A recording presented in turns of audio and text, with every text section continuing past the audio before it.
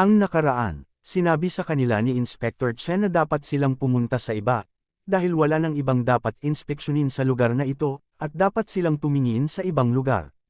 May napansin si Inspector Chen sa itaas, isang truck na pabagsak mula sa langit. Nahulog ang truck sa lupa at nasira ito, tinamaan si Inspector Chen ng maliliit na debris mula sa wasak na lupa. Dama po ang zombie sa truck at lumitaw sa harap nila. Nagulat si Inspector Chen at nagtaka tungkol sa truck na nahulog mula sa langit. Si zombie ay nasa kanyang berserk mode habang nakatingin sa kanila, nang may masamang tingin. Tinawag ni zombie si Inspector Chen, at sinabing dadalhin niya siya ngayon, sa isang city tour. Nagsimula ang chapter sa eksena, na kung saan ang ilan sa mga team ni Inspector Chen ay walang malay, at gulat na gulat habang nakatingin kay zombie. Nagtataka sila kung ano ang nangyari at kung sino ang tao na iyon. Si zombie ay nasa ibabaw ng nahulog na truck, na nasa harap ni Inspector Chen. Nakatitig ito sa kanya ng nakakatakot at nagbabantang tingin. Nagulat si Inspector Chen at tinanong kung sino siya. Nagtanong si zombie kung papaano niya siya nakalimutan ng ganun kabilas, at ipinakilala niya ang kanyang sarili bilang si zombie, ang taong matagal na niyang hinahanap. Nagulat si Inspector Chen at ang mga kasama niyang inspection team na si zombie na pala ang nasa harapan nila. Sinabi ni Inspector Chen na hindi niya inaasahan na magiging ganito ang hitsura ni zombie. Sinabi ni zombie na tinanggal niya ang kanyang maskara, habang nakatayo na para bang handa siyang umatake anumang oras. Nagulat si Inspector Chen at nagsabi sa kanya na huwag na siyang lalapit. Sinabi ni zombie na dumating si Inspector Chen dito sa lahat ng paraan, kaya naghanda siya ng mga regalo para sa kanya. Inalok siya ni zombie ng ilan sa pinakamasarap na delat ang maanghang na itlog na dinala ng kanilang staff.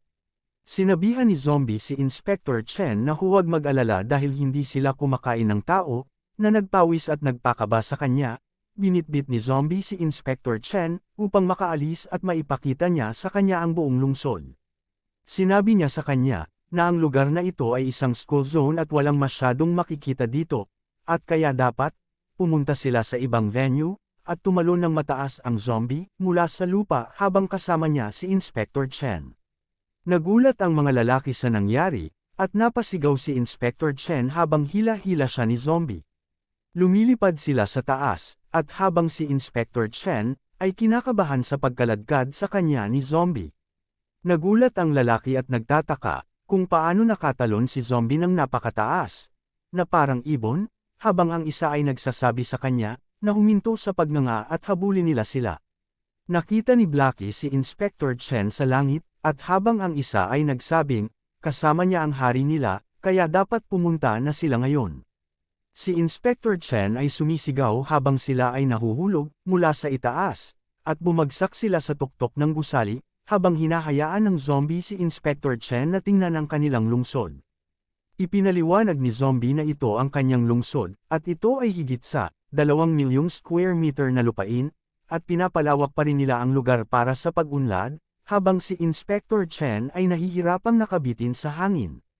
Patuloy na ipinapaliwanag ni zombie na marami silang taong manggagawa, kumpanyang may lisensya sa publiko, at mga construction worker, mayroong lahat ng mga uri ng trabaho at sila ay nagpaplano pa rin para sa higit pa. Maaari silang makabuo ng bilyon-bilyong kita sa buwis, para sa Guang Prefecture bawat taon. Umiiyak si Inspector Chen, sinabing naiintindihan na niya ito, at nakiusap kay zombie na ibaba na siya. Ipinagpatuloy ni zombie ang pagkaladkad sa kanya at sinabing, dapat pa nilang pag-usapan ang batas at kaayusan sa susunod. Ipinaliwanag ni zombie kay Inspector Chen na palagi nilang sinusunod ang lahat ng mga patakaran, at regulasyon sa trapiko at walang sinuman ang maaaring lumabag sa kanila. Laking gulat ng driver ng truck, nang natanggal ang paa nito, kaya hindi siya nakahinto. Si zombie ay tumatawid sa kalye, na nagpapaliwanag kay Inspector Chen, at habang papalapit sa kanila ang truck. Nabangga sila ng truck at sinipa niya ito, na nagpalipad sa truck, habang hawak pa rin niya si Inspector Chen na sumisigaw. Ang isang lalaki ay kinakausap ang driver ng taxi, at yung isa naman ay may napansin at napatingin sa taas. Nakita niyang lumilipad ang isang truck, patungo sa mataas na gusali, at napasigaw siya sa gulat. Biglang lumitaw si Blackie, at iniligtas ang driver ng truck mula sa itaas. Sinigawan siya ni Inspector Chen, at sinabing pinatay niya ang driver. Ngunit sinabi ng zombie na, hindi, at ito ay imposibleng mamatay. Sinabi niya na ang lahat ng kanyang mga tauhan, ay may walang katulad na kakayahan, at hinding-hindi nila hahayaang may mamatay, sa kanilang mga mamamayan. Nakarating sila sa kalagitnaan ng daan, at tumakbo ang mga lalaki papunta kay Inspector Chen. Hinagis ni zombie si Inspector Chen, papunta sa kanila, at agad siyang sinalo ng kanyang mga tauhan. Sinabi ni zombie na alam niya, na kung bakit pumunta rito si Inspector Chen, at hahayaan niya lang muna siyang makabalik sa kanila, ng buhay. Naglalakad si zombie sa harap ng kanyang mga nasasakupan, at sinabi kay Inspector Chen, na kanya ang lungsod na ito, at walang makakapihil sa kanya, na habang hinahayaan niya na maintindihan siya. Binabalaan sila ng zombie na kung sa tingin nila na, sawa na sila sa mahabang buhay, maaari nila itong subukang putulin. Nagulat ang pangkat ng inspeksyon nang makaramdam sila ng banta. Noong araw na iyon, sa gitna ng daan, sinabi ng lalaki sa isa na, bumalik muna sila dahil namamanhid na ang kanyang mga paa, habang dinadala nila si Inspector Chen, at ang isa pang lalaki, ay natatakot at nagtataka kung ano ang mayroon, sa taong nagngangalang zombie, at nagtanong kung magagawa ba ito ng isang tao. Tiningnan niya si zombie at ikinumpara siya sa department head nila na parang hindi tao. Habang paalis na si zombie, nagtataka pa rin siya kung sino ang nagsabing mahina, at duwag si zombie sa ulat, dahil kailangan nilang palayasin ang sinungaling na tao na iyon. Sinabi ni zombie sa kanila na maaari na silang umalis, bago pa magbago ang kanyang isip, dahil hindi sila nagbibigay ng libreng pagkain dito. Tinawag ni Inspector Chen ang atensyon ni zombie. Sinabi niya na aaminin niya na ang zombie ay, nakagawa siya ng isang disenteng trabaho, sa pamamahala sa kanyang lungsod, ngunit bilang isang presidente, maliban sa kakayahang pamahalaan ng isang lungsod, ang zombie ay dapat ding magkaroon ng isang tiyak na antas ng kapangyarihang pandigma. Napatingin ang mga tauhan ni zombie, kay Inspector Chen na may gulat, at inis na mukha. Ipinaliwanag ni Inspector Chen na sapat na lakas para maprotektahan ni zombie ang isang buong lungsod, at kailangan pa niyang makita kung ang kanyang tunay na kakayahan ay sapat na upang maprotektahan ang buong lungsod na ito.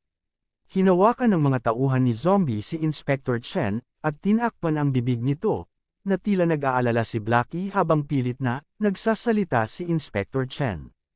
Huminto ang zombie sa gitna ng kalsada. Tinanong niya si Inspector Chen tungkol sa sinabi nito. Napangiti si zombie nang marinig niya, na gustong makita ni Inspector Chen kung ano ang kaya niyang gawin. Nanginginig sa takot ang mga nasasakupan ni zombie, nang marinig nila na pumayag siya.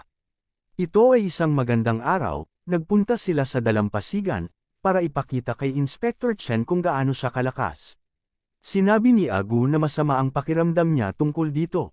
Nakatayo sila sa likuran ni zombie, habang naghihintay na may gawin siya. Nagtataka si Inspector Chen kung bakit sila dinala ni zombie dito. Lumitaw ang anino ng zombie na may mukha ng demonyo. Tinawag ni Agu si Inspector Chen, na ang kanyang mukha ay naguguluhan sa kanyang nakikita. Sinabi niya kay Inspector Chen na kung ano man ang susunod na mangyari, ay nasa kanya ang lahat ng responsibilidad, at wala itong kinalaman sa kanila. Sumulyap si Inspector Chen kay zombie, at nakita niya ang nakakatakot na tingin sa kanya ni zombie. Nagtatanong siya kung ano ang ginagawa ni zombie. Biglang lumutang ang mga bato sa lupa, kaya't nagtataka siya kung ano ang nangyayari. Nakikita nila ang mga bato na lumilipad. Lumilipad din ang mga bato sa paligid ni zombie, habang nagsisimula siyang gumawa ng isang bagay. Nakapikit ang mga mata niya, na parang nagko-concentrate. Iminulat niya ang kanyang mga mata, at bigla siyang nagbago sa anyo niyang tao. Nagulat si Inspector Chen, at ang kanyang koponan nang makita ang zombie. Nagtataka sila kung ano ang nangyari sa kanya, at bigla siyang nag-ibang anyo. Habang hinahampas ng alon ang dalampasigan, sinubukan niya itong patigilan. Si Inspector Chen at ang kanyang team, ay nanunood sa zombie habang ipinapakita niya ang kanyang kapangyarihan sa kanila. Ang lalaki ay tila natatakot, at sinabi na nararamdaman niya, na ang hangin ay nagbago, at nagtataka sila na kung ano, ang sinusubukan gawin ni zombie. Habang may biglang tumama sa kinatatayuan nila Inspector Chen, at lumakas din ang hangin sa paligid ni Zombie. Sa kabutihang palad ay nahawakan ni Agu ang isang lalaki, upang hindi siya madala ng hanging palayo. Nakitang lumangoy naman si Inspector Chen sa lupa, pagkatapos siyang tamaan ng malakas na hangin. Natarante si Inspector Chen nang makitang nawala si Zombie sa kanilang harapan, tinanong niya kung saan napunta ang kanilang presidente. Dinalhan sila ni Agu ng teleskopyo upang makita niya. Tiningnan ito ni Inspector Chen, at napasigaw siya sa gulat. May nakikita siyang isang planeta sa malayo, at ito ay lampas sa outer space. Ang zombie ay napunta sa isang planeta, na light years ang layo sa Earth. Natulala si Inspector Chen, habang iniisip kung paano ito naging posible. Seryoso ang mukha ni Zombie, nang sinusubukan niya tumalon mula sa planetang iyon, para pumunta sa isa pang planeta. Tumalon siya mula sa planetang iyon, para makapunta sa buwan. At ang buwan ay isang light years din ang layo mula sa lupa at sa iba pang mga planeta. Nagulat si Inspector Chen at ang iba, na sinabing masyadong abnormal si Zombie at hindi siya tao. Iniunat ni Zombie ang kanyang kamay at paa. Nag-sign siya ng kanyang kamay, at ikinuyong niya ang kanyang kamao. Habang ibinwelyo niya ang kanyang kamao sa likod, at sumuntok sa harap niya na gumawa ng isang malaking invisible impact. Nagulat ang team ni Inspector Chen, at ang mga tauhan ni Zombie, na sumigaw na hindi ito maganda. Sinuntok ni Zombie ang atmosfera mula sa kalawakan, na tumutuon sa direksyon ni Inspector Chen. Si Blackie at ang iba pa, ay gulat na gulat at sumigaw na kumilos na sila ngayon. Nawindang ang balat ng mukha ni Inspector Chen, nang napunta sa direksyon nila ang impact mula sa suntok ni Zombie. Malaki ang epekto ng suntok ni Zombie sa lupa, nang tumama ito sa karagatan. Ang epekto ay gumawa ng isang malaking tsunami, na dumaan sa lungsod. Gumawa ng paraan ang mga tauhan ni Zombie, para hindi sila tamaan ng tubig. Sa loob ng opisina, inilipad ang mga tao sa loob, sa lakas ng impact ng suntok ni Zombie, habang nadapa sina President Violet at Dawn dahil sa impact. Nagtataka si Pangulong Violet kung ano ang nangyayari. Nagsalita ang emergency alarm, na nagbabala sa kanila na may natukoy na level 12 na tsunami, na kanilang ikinabigla. Si President Violet at Dawn ay napatingin sa labas ng opisina nila. Nakita nila ang level 12 na tsunami na paparating sa lungsod. Iniisip nila kung magwawakas na ba ang mundo. Ang alarma ay patuloy na nagbabala, na ang isang may antas na 12 na tsunami ay isang direktang banta sa sibilisasyon ng tao, ay papalapit na. Automatikong na-activate ng system ang level 1 defense. Ang tsunami ay lumalampas sa depensa. May biglang dumating sa gitna ng lumaragas ang tsunami. Lumapag ang zombie sa lupa na nagmula sa kalawakan, at tinanong niya si Inspector Chen kung sapat na ba ang nakita niya, na may pananakot na tingin. Ang tubig sa karagatan ay umiikot na parang isang malaking whirlpool. Talagang natakot si Inspector Chen, habang nakaharap siya sa zombie na napapalibutan ng mga alon ng karagatan. Si zombie ay nakatayo sa kanyang harapan, na may nakakatakot na mukha sa kanyang anyo ng tao. Isang maliwanag na maaraw na umaga noong araw na iyon. Nakita ng zombie kasama ang kanyang kumpanya ang departamento ng koponan ng Inception na paalis mula sa kanilang lungsod. Tulala pa rin si Inspector Chen sa nakita niyang porma ng halimaw ni zombie, habang ang iba naman ay nagsabi na walang paraan na maging tao si zombie dahil kahit ang mga halimaw ay mas tao pa sa kanya. Umalis ang sasakyang sinasakyan nila palayo kay zombie at sa kanyang mga tauhan. Tinanong ni Algo kung labis ba ang ginawa nila, at kung susubukan ba nilang kumpiskahin ang lungsod mula sa kanila. Kaya sinabi ni Blackie na pakiramdam niya na hindi nila gagawin yun, habang pawis na pawis siya. Nabaliw si Inspector Chen pagkatapos nilang makauwi at ang lungsod ng zombie ay binigyan ng tahimik na pag-aproba. Kasabay nito, sa kabilang panig ng planeta kung saan may isang malaking butas na nakaukit sa gitna, may mga taong may maskarang nagtatrabaho sa loob. Sa laboratorio kung saan nagaganap ang mga eksperimento, masyado raw napakalakas ni zombie, sabi naman ng isang lalaki, hindi niya talaga maintindihan kung paano niya napatay ang halimaw na ito. Talagang nakakahiyang kaso daw ito ni Professor Jamie nang lumikha siya ng halimaw na nasa ganitong antas, siya ay nagsisikap na lumikha ng isang Diyos. Kung si Professor Jamie ay nagtatrabaho pa rin sana para sa sangkatauhan, iniisip nila kung hanggang saan sila umunlad ngayon. Sinabi niya na hindi nila dapat isipin iyon, at tinanong niya kung sa tingin ba niya ay maaaring buhay pa ba ang bagay na ito. Ang sagot niya ay imposible dahil walang vital signs mula dito. May naghahalo ng likido mula sa bote patungo sa isang baso ng isa pang niyang tinimpla. Naaalala pa niya ang sinabi sa kanya ni Professor Jamie na gawin lamang niya ito, habang sinasabi niya sa kanya na paghaluin ang CHR-47 at ang ilan pang likido, para sa pangunahing sisidlan. Sumunod siya sa paghahalo sa ratio na 7-1, at sinabi din ni Professor Jamie, na ang Zombie King ay nawasak lang ang kamalayan nito at buo pa ang pisikal na katawan kaya may pagkakataon pa silang buhayin ito. At maghintay ng pagkakataon para maipasok ang solusyon sa katawan ng Zombie King, papalabas na ang isang lalaki sa kwarto at sinabing magpapatrol muna siya ngayon, at sinabi ng isa sa kanya na nasa 3,000 metro sila sa ilalim ng lupa at tinanong kung ano ang naruroon upang magpatrolya pa siya. Lumapit ang lalaki sa mesa kung saan nakahiga si Zombie King. Laking gulat ng dalawang lalaki nang bigla niyang itinurok ang pinaghalong inihanda niya kanina. Sinaksak niya ang leeg ng Zombie King na nakahiga pa at walang malay. Bigla siyang inuntog sa pader at nabasag dahil sa impact.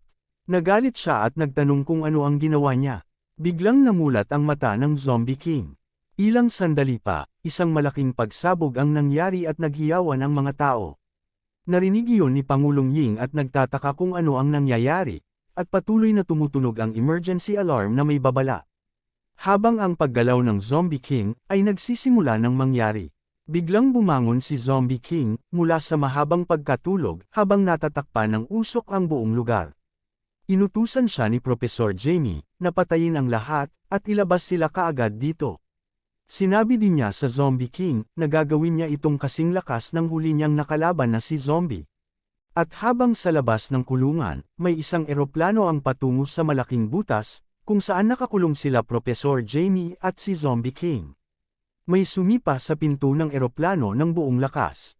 Matagumpay nilang napasok ang pinto sa mid-airway, at natakot ang mga pasahero sa loob, habang mayroon isang lalaking may dalang baril na nagsabi sa kanila na huwag kumilos, at sinabi din niya sa kanila na kung walang kikilos ay wala din masasaktan sa kanila, at tinutukan ng baril ang piloto at pinagbantaan siya na huwag niyang subukan ng anumang bagay na makakagulo sa kanilang plano, dahil hahayaan din naman nila sila kapag tapos na sila dito. Ang eroplano ay patuloy na lumilipad sa himpapawid habang nasa gitna ng pag-hijack. Dumating ang Blood Queen sa eroplano. Sinabi niya na mayroon silang pupuntahang lugar sa isang radius na 100 kilometro, at ito lamang ang kanilang pwedeng sakyan upang makapunta sa lugar ng kanilang pupuntahan. Sinabi sa kanya ng lalaki na mayroon self-detonating na bomba kay Professor Jamie at nagtanong kung sa palagay niya ay dapat silang gumawa ng isang mas mahusay na plano sa laban. Nag-isip ng plano ang Blood Queen, at sinabi niya na hindi na kailangan dahil ito ay ilang maliit na pandaraya lamang mula sa mga tao at kung hindi niya magagawa ang isang bagay na tulad nito, ano pa ang silbi niyang reyna? Lahat sila ay tumalon mula sa eroplano habang iniisip ng reyna na ang tanging paraan upang harapin ang mga gumagawa ng karahasan ay ang maging mas marahas kaysa sa kanila. Lahat sila ay dumiretso sa butas ng kulungan na may layuning patayin ang lahat ng tao sa loob. Nakita nila Pangulong Ying ang mga tao sa himpapawid na nagbabalak na pumasok sa loob ng kulungan. Sinabi niya na ito ay isang jailbreak at inuutusan ang lahat na maghanda upang makipaglaban. Matagumpay na nakapasok ang grupo ng Blood Queen sa loob ng kulungan, at pinagbabaril silang lahat ng mga gwardya, at ito ay walang kahirap-hirap nilang naiwasan. Inutusan ng lalaki ang lahat na manatiling kalmado at huwag magpanik dahil kasama pa nila ang kanilang 30 presidente dito.